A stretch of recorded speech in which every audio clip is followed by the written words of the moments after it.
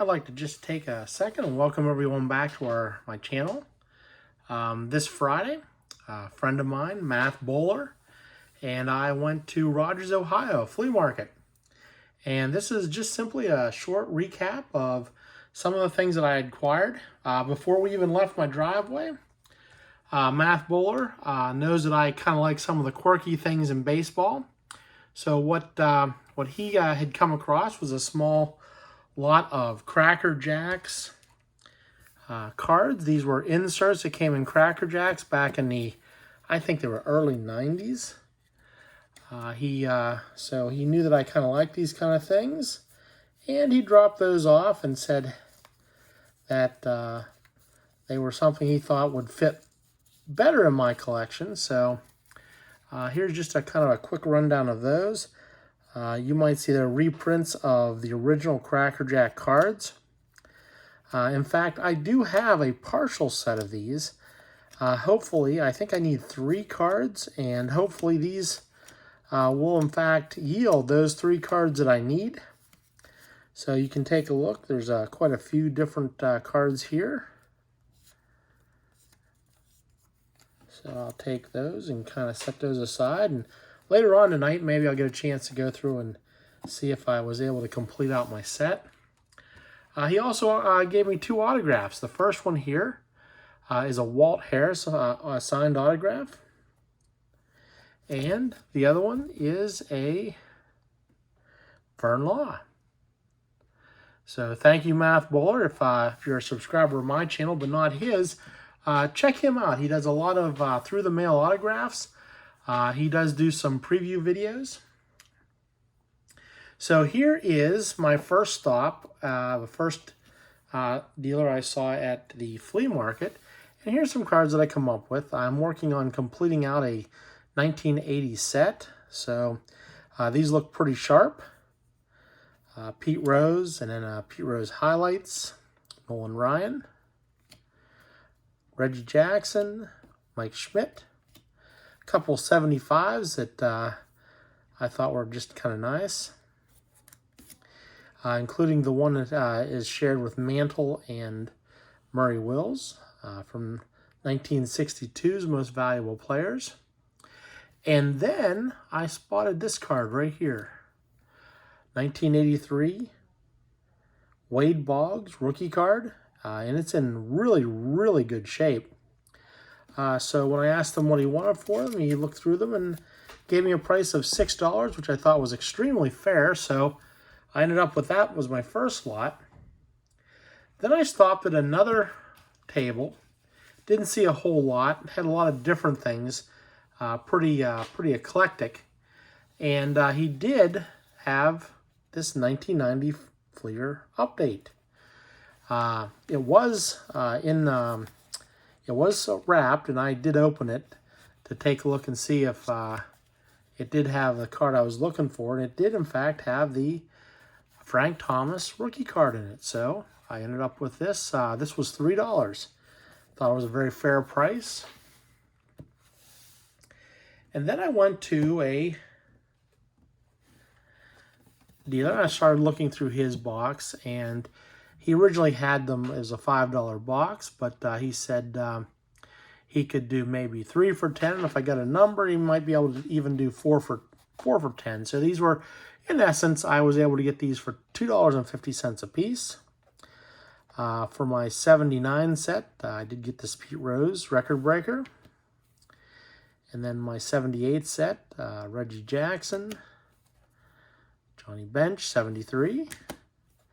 Now, you might say, wow, that turned out to be pretty good. But what you probably are not able to see, and I don't know if you can see or not, many of these have creases, a lot of defects with some of them. They're not bad for a $2.50 card, but probably a little on the high side for if you think that was a super good deal. Burt Blyleven, early win, 1962 card with the Chicago White Sox. Richie Allen, the Frank Robinson traded card. I did get a Hank Aaron All-Star card. You can see there's A lot of creasing with this. So there's not, I wouldn't call these a great deal, but they're not bad. 1969 Don Sutton, the 68 Don Sutton, and then a couple baseball scoops. I've got a number of baseball scoops. This one here was a nice one to pick up. If you notice that the back is a little, it's got some marking on it, so not the greatest, but it is a Roy Campanella card and a Stan Musial card. And the last two I had to round out was Dave Parker's rookie card.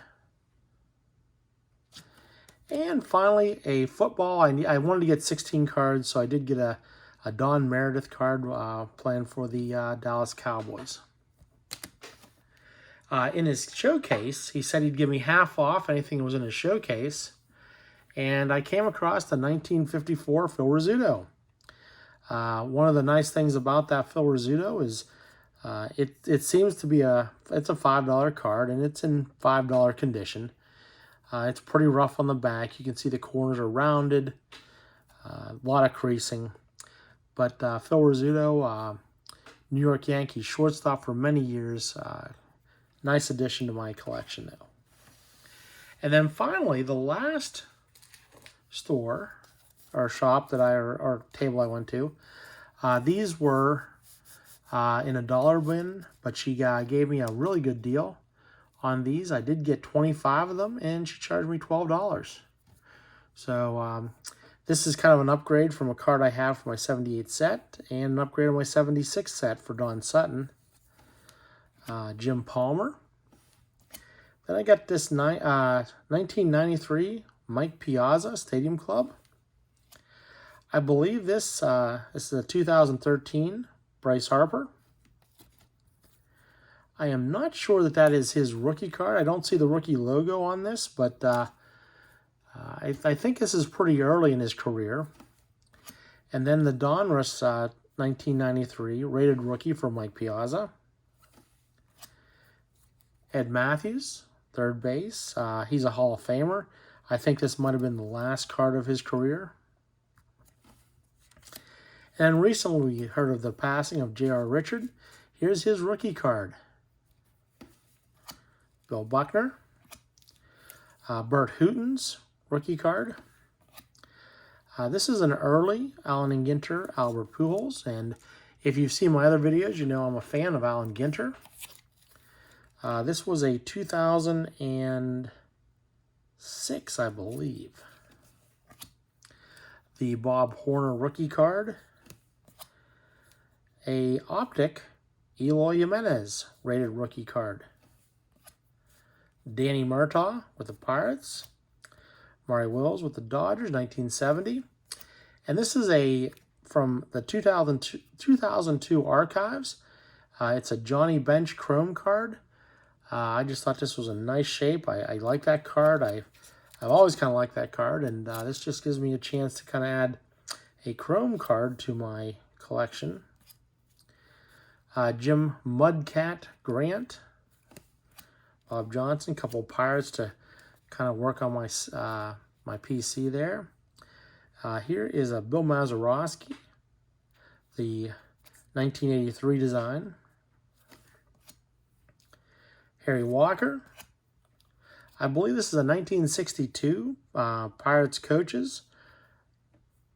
I actually have this with Vernon's signature on it. Billy Williams, Tommy John, and a 1990 Score Frank Thomas rookie card. And the last card I have in here is a Terry Hanratty of the Steelers. This will go in my binder for some Steelers. I really don't collect a lot of football. I do have a few football cards, and I just have been picking them up from time to time. The other thing I'd like to just mention is that by now it's been well discussed on the internet by people that are much smarter than myself, that Topps is losing their exclusive rights and licensing of Major League Baseball and the players' likenesses. I'm concerned. I mean, I've been a baseball card collector my entire life. And at no point in my life has there been baseball cards without tops. So what does that mean going forward? I certainly have no idea. I know for at least the next couple of years we'll be able to continue to see baseball cards made by Topps. But after that, the future's wide open. Fanatics owns those licensing, and it's now big business. So we'll have to see what happens. Maybe it's going to be good for the hobby. Maybe it'll be bad for the hobby. Maybe Fanatics will regret the fact that they laid out all that money for a licensing product and then finds that maybe the fans won't follow along with them like they had hoped. But there's no sense in lamenting over it. We may as well just sit back and wait and see what they produce. If we're lucky, this will be a good opportunity to kind of move forward with the hobby. So I hope you enjoy this video. And I have a couple more videos lined up. One of them is a preview video. I do have some Allen & Ginter retail, a couple blaster boxes, so we can kind of compare what we get in those to the hobby Allen & Ginter box I opened on the last video. I also have a retail blaster box of Gypsy Queen. So I do want to open that and see what's in that.